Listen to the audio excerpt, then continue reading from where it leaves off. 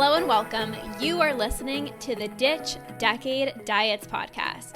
I am your host, Lorna Costa, certified food freedom coach and founder of the Ditch Decay Diets Academy.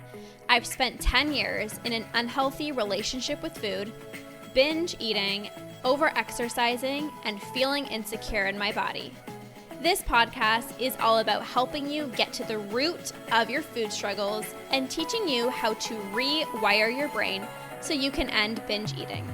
If you're ready to improve your relationship with food and cultivate more self-love towards yourself and your health, this is the podcast for you. So let's get to it and jump right in. I just got off the most incredible coaching call with my clients inside of the Ditch Decay Diets Academy. We had such an incredible call. Everyone came on, shared their wins, and people inside of the academy are having binge-free months. There are people in there who can't even remember the last time that they binged. There are people in the academy who haven't even felt the urge to binge since working with me. And this is really what the academy is about. You come into the academy and you work with me inside the academy when you've mastered binge-free days, binge-free months, and you're ready to step into your binge-free year, your binge-free life. These clients that I work with inside of the academy, they see incredible results because they take massive action. On our coaching calls, I like to call them like momentum boosting calls, because every single time you come onto our coaching calls, which we do every single week, you get your specific game plan for whatever you need support with. There was one client last week that brought up the fact that she can't remember the last time that she binged, which is very common when you work with me inside of the academy and you get that personalized coaching. But she said, I haven't remembered the last time that I binged, but I do find myself doing a little bit of secret eating still. And so I told her right away what she needed to focus on. I said, these are the action steps that you're going to take. So when you feel the desire to eat in secret, this is what you're going to do. And what did she do? She didn't say, oh, well, I'm going to implement that next week, or that sounds really good, Lorna, but like, I'm not going to do it. She went and she implemented exactly what I told her right away. And she came on this coaching call and she said the other day she was having a salad with salmon and she really wanted some sourdough bread. And she said, it would have been very easy for me to not have the bread until my husband went upstairs and I had the ability to eat the sourdough bread by myself. And she said, you know what? No, I'm going to take action. I'm going to actually allow myself to have the sourdough bread. So she had the sourdough bread. She honored her craving. And as a result, she had no desire to eat in secret. There was no desire to eat in secret. This is what happens when you get a specific tool from me and you go implement exactly what I recommend to you. You're going to see progress the next week. And we had the best academy call just now. We had just the best academy call. And so that was one of the clients. The other clients, there's two clients in there that were talking about, they're so committed to their binge-free life. They're so committed to healing their relationship with food, sustainably ending binge eating for good. And they said, sometimes it's hard when you're so laser focused on healing your relationship with food and you have family members or you have friends that are on Weight Watchers, or you have friends that are doing low carb, or they're doing a specific diet, and maybe they're telling you information. I feel so good doing this whole low carb thing, or, oh, that has 9 points. Oh, you're eating a bagel that has 9 points. It's so easy for other people in your life to make inputs about what you're eating when they're dieting. Oh, are you sure you're going to have bread? Oh, are you sure you're going to have that watermelon that has a lot of sugar in it? And we had a really amazing conversation inside of the academy. And I said, when there are people in your life that are doing something, whether it's a diet, it creates a lot of excitement. And I'm sure all of you guys can relate. When you were first on a diet, maybe you first heard about intermittent fasting, or hey Courtney, or you heard about like intermittent fasting, or you heard about, certain diets. It's like you feel so excited and you want to shout this from the rooftops. You want to shout this from the rooftops. When you are doing a diet, and maybe you're having higher energy or you're feeling really good, it's like you want to call everyone, you need to be on this diet. I'm feeling so amazing. I remember, when I would learn something and it would be like a nutrition tip, or it would be like something, and I would go and tell Andrew like, oh my God, you need to start doing this. And it's like you want to start telling everyone what you're doing because there's that initial excitement. And so I was telling my clients, when you are healing your relationship with food, there are going to be so many external people in your life that are telling you, no, don't have the bagel, don't have this, or make sure to get enough protein. There's going to be so many external factors around you telling you how you need to eat. Oh no, you shouldn't be doing that. And this is where it is so important to stay laser focused on, I know what I'm doing is right for me. I know what I'm doing is right for me, my mental health right now. And you've been down that road before of counting your macros, tracking your points, or you've been down that road of, questioning all of your food choices, and you're done with that. So let other people around you do their thing. Let your friends be on the diet. Let your coworker be tracking their points or tracking their calories. Let them do that, because you're at a point, especially if you've started to heal your relationship with food, it's like you've gotten to a point where you're like, I don't even want to track my food anymore. I don't even want to diet anymore. So sometimes you might get triggered for a quick second and be like, oh, she's on that diet and she's telling me how good she feels. Like, should I be doing that? And it's okay to have that initial thought of like, should I be tracking my macros? Should I be on that diet? It's okay to have that initial thought. But when you're going towards your binge-free life, it's like, that's not part of the path. I'm on my binge-free life. All of you guys, you're on your journey to healing your relationship with food, to step into your binge-free life. That's not part of the path. So it's okay to get triggered by other people who are dieting or eating low carb or tracking their food. It's okay to get triggered and have a thought for a second, should I be doing that? Because you've done that for years and you see how good they feel. But again, I was telling my clients, I said, you never know what goes on behind the scenes.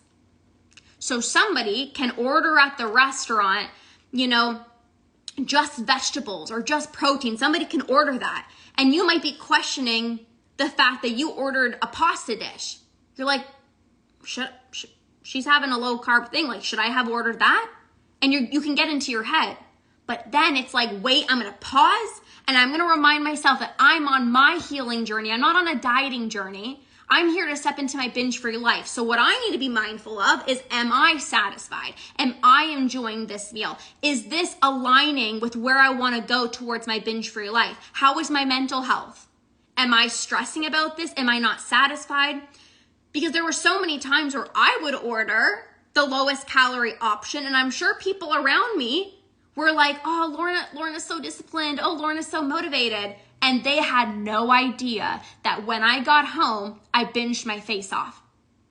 So flip the script and say, when you're looking at your friends or your family members who might be eating something low carb, or they're just ordering the salad, or they're just ordering, I'm not going to have the carbs or whatever it is, you might look at them and be like, oh, like, should I have ordered that as well too? But you never know what goes on behind the scenes. They could, in front of you be eating the salad, and then actually when they get home, they're like, oh, finally, I can binge.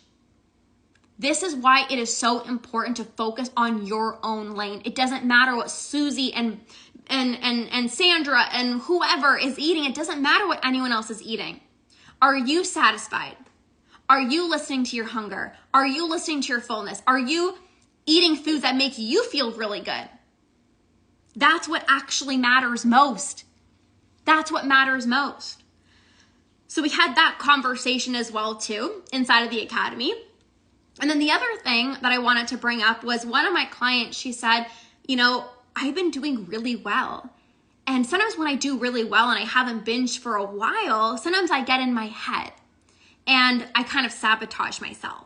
And this is the work. When you work with me in the academy and things are going well and you're having binge-free days, you're having binge-free months, I was telling my clients that what often happens is you start getting in your head because binging is familiar to you. Binging is familiar to you. It's actually comforting. Even though binging is uncomfortable, like feeling bloated and guilty and shameful and, having the embarrassment, but it's comfortable. It's comforting for you because you've done it for so many years. But now you're going down this other road where you're having binge-free weeks and you're having binge-free months. That sometimes can feel uncomfortable because you've never gone down that path before. You've gone down the path of I can last maybe 3 days and then I binge. I can last a week and then I binge. I can last maybe a few weeks and then I binge. But when you start having longer times, longer streaks of not binging, and maybe it's been a month, your brain is going to be like, wait, this isn't who I am. I'm a binge eater. Wait, this kind of feels scary. I've never been here before. And these are the types of conversations that we have inside of the academy where you get higher level support from me. And so I was telling this client, I said, it's normal to feel fear when you haven't binged in a really long time because you've never been here. So your brain is like, wait, this isn't who I am. Remember the identity piece of I'm a binge eater. And I told her, I said, this is where you got to keep putting your foot on the gas pedal. When you're having, hi from Germany, hello, Numi. When you're having binge-free weeks and binge-free months, your problem is not, how do I get started? You're healing your relationship with food. Things are going really well. And now the challenge is to let go of the identity piece of who am I without binge eating? Then the challenge is, can I not sabotage myself when things are going really well? There's different problems at different stages. You first come in and you're binging and you're feeling out of control with food and you're like, where do I even start? And then you stopped your binge eating and now maybe you're doing a little bit of overeating. And then it's like you're stopping your overeating and you're stopping your binge eating and all of a sudden your mind is like, wait a minute. This isn't who I am. I've always struggled with my relationship with food. I've always struggled with binge eating. It feels scary not binging. Like, what am I going to fill up my time up with? Who am I going to be without binge eating? And this is where I was talking with my academy clients of this is where you got to release the identity of I'm a binge eater. This is where you got to remind yourself of it's actually not scary over here. What's actually scarier is staying stuck binging for the rest of your life. So I need to pull on a new level of courage to say, I've already sustained binge-free weeks and binge-free months, and now a binge-free life is for me. It's actually not scary because this is the direction that I'm ready to go in. This is the direction that I'm ready for that. You would not have started your relationship, healing your relationship with food if you weren't ready to conquer. You're ready to conquer binge eating. You want nothing more than to stop your binge eating. How many of you guys want that? Whether you're watching this live or the replay, how many of you guys are like, I'm ready to stop my binge eating? Let me know in the chat. You're ready to stop your binge eating. So when in your head, things start to feel scary of like, oh my gosh, is this actually happening? I haven't binged in a month. Oh my gosh. Like, this feels so scary. Remind yourself it's not scary. This is what I've wanted my entire life. This is not scary. This is what I've wanted my entire life. And remind yourself of that. This is actually comfortable. It is comfortable because this is the direction that I'm going. What's uncomfortable is staying stuck in these binging cycles. So when you get terrified of like, oh my gosh, like I can't believe I'm going to conquer, like this is so scary. I can't believe I found a solution that actually works. This is where you got to keep going. This is where you got to keep going through the hard times, through the challenging times. This is where you got to continue to trust the process and remind yourself, I was destined for a binge-free life. I did not come here in this world to continuously let food have so much control and power over me. I did not come here in this world to be thinking about food every single day. So when things are going well and you get in your head of like, oh my gosh, I think I'm actually going to conquer, ride that wave. Keep going down that path. You're going to find comfort. Even if it is scary, lean into the fear. Lean into the fear. It's okay if it's scary. You've never been down that route before, but this is what you've wanted your entire life. You want to be binge-free, and remind yourself of that. So I just wanted to share a few different conversations that I had with a few of my clients inside of the Ditch Decay Diets Academy. This is where you get personalized coaching with me. The academy is the academy is for you if things are going well. Things are going well. You've already had binge-free days. You've already had binge-free months, but you're ready to sustainably end your binge eating for good. You're ready for your binge-free life. You're ready for every single area of your life to massively improve. I've had so many of my academy clients tell me, Lorna, you just haven't helped me with my relationship with food. I have so much more confidence. I'm just happier. I'm less snappy with my children. I'm engaging in really good habits. I'm a woman of my word. I just feel like such a badass in my life. And that's what happens when you work with me in really close proximity inside of the academy. So if you guys are listening to this and you know, like, I am so ready to conquer binge eating. I am committed. I am an action taker. I'm ready to go to the top. Like, I am so ready to conquer binge eating sustainably for good. You can message me about the academy. Just message me the word academy and I'll send you over more details. But I love this space so much. We've had an incredible conversation today on our coaching call, and you just feel less alone. You see what everyone else is going through, and all of these other ladies that are in the academy are so committed to their relationship with food. It makes you up level. I truly believe that the people that you surround yourself with are the people that you become. And this is why I'm in a mastermind for my business. I'm surrounded by people who are more successful than me because that's where I want to go. And when you're in my programs of ending your binge eating, and you see somebody who says, I can't remember the last time that I binged, you use that as proof of thank you for showing me what's possible. When you surround yourself with people who are having less guilt, they're having binge-free months, binge-free weeks, they're not even thinking about food, they can't even remember the last time that they felt the urge to binge, you up level. You up level yourself because you have evidence for look what's possible. And it just proves to yourself, your nervous system, of like, oh, I can do this as well too. I can do this as well too. And this is why, again, I've always personally surrounded myself with people who are further along, because that's where I want to go. I want to see what's possible. I want to up level myself. I want to be the best person that I can be. And those are the people that I attract inside of the academy. So if you know that that's you, just message me. We can have a conversation and then make sure it's a perfect fit. Thank you guys for being here. Thank you for listening, and we'll see you guys soon. Okay, bye guys.